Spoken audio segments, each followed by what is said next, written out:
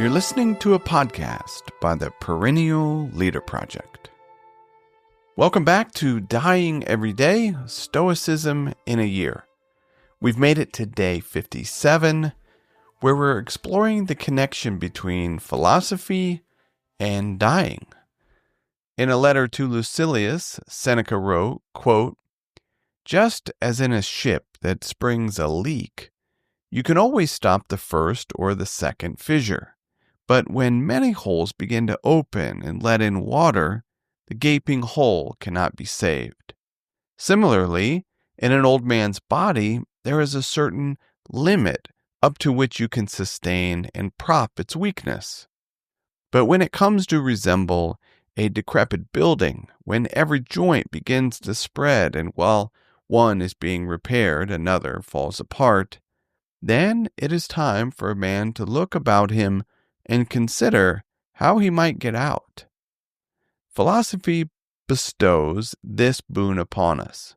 It makes us joyful in the very sight of death, strong and brave, no matter in what state the body may be, cheerful and never failing, though the body fail us." Unquote. And this passage is adapted from On Conquering the Conqueror. It's not only the Stoics that connect philosophy with learning how to die. Figures like the Roman orator Cicero, the philosopher Michel de Montaigne, and even the artist Leonardo da Vinci all stress that learning to live included learning to die. In his book, Breakfast with Seneca, the philosopher David Feidler, a previous podcast guest, explains, quote, "When one doesn't anticipate a disaster, it weighs more heavily on us. Shock strengthens the impact, and every mortal feels more profound grief when left in astonishment.